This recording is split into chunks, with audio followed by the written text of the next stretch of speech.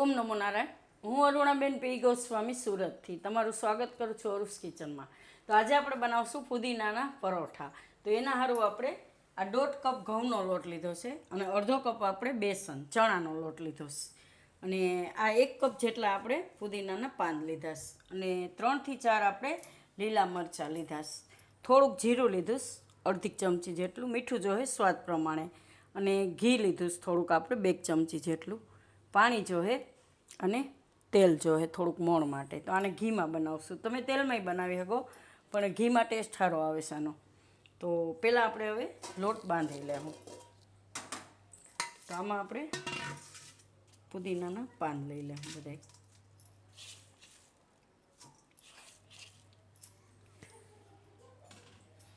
એમાં આપણે નાખી દેવું જીરું આખું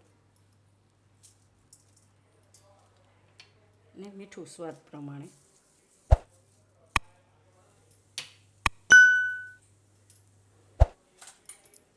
અને લીલા મરચાં તો તમારા હિસાબે તમે તીખાશ નાખી શકો.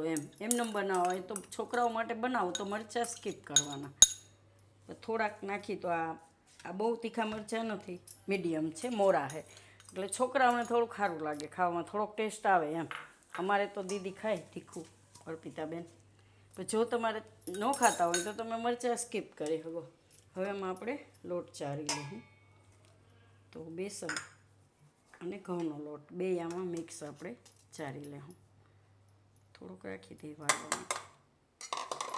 તો બધો લોટ આપણે આમાં ચારી લેવું. તો આમાં આપણે લોટ ચારી લીધો, થોડુંક તેલ નાખીશું મોણ માટે, 2-3 ચમચી જેટલું. હવે આ બધું આપણે મિક્સ કરી લેવું આમાં આ રીતે હાથથી એકદમ સરસ.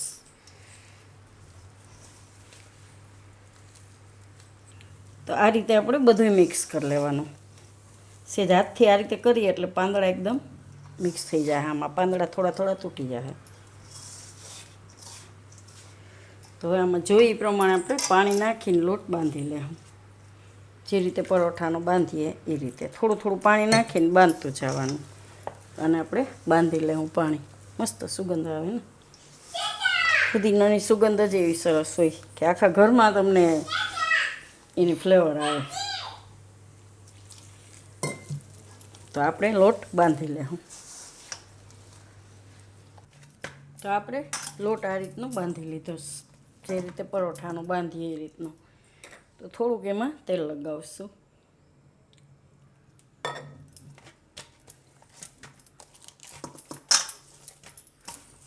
હવે આને આપણે 10 મિનિટ માટે ઢાંકીને રહેવા દેવું એટલે સેટ થઈ જાય લોટ એકદમ સરસ. 10 મિનિટ જેવું થઈ ગયું છે. આપણે લોટ જોઈ લેવું. તો એકદમ સરસ લોટ થઈ જાય. 10 મિનિટ રહીએ ને એટલે સોફ્ટ એકદમ પલળીને. હવે આમાંથી આપણે બનાવશું પરોઠા. તો આપણે ગેસ ચાલુ કરી દીધો, તવી ગરમ મૂકી દીધીશ. તો આમાંથી આપણે એક લુઓ લઈ અને વણી લેવું આ રીતે થોડુંક ગોળ કરી. જે સાઈઝના તમારે બનાવવા હોય એ સાઈઝના. તો થોડોક કોરો લોટ લઈને એને વણી લેવું આપણે.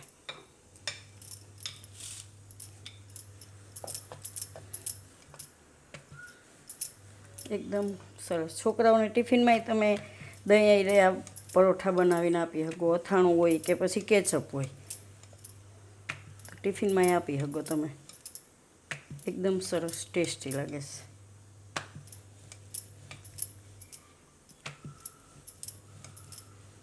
આ રીતના વણી લેવાના.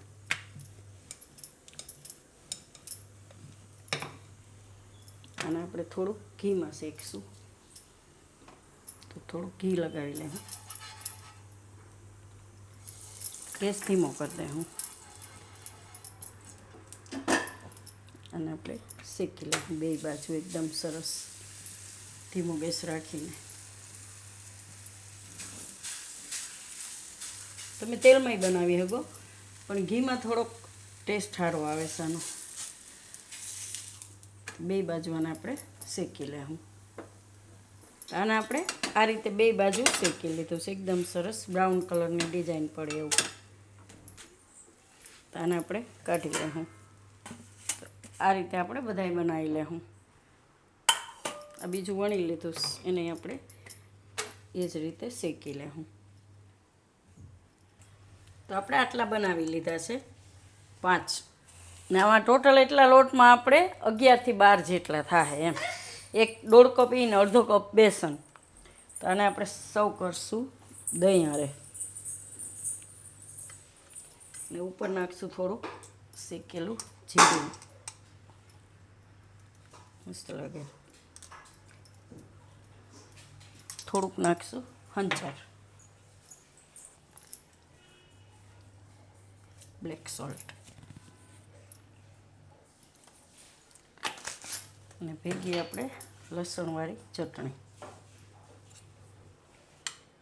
એકદમ મસ્ત મજા આવે ખાવાની.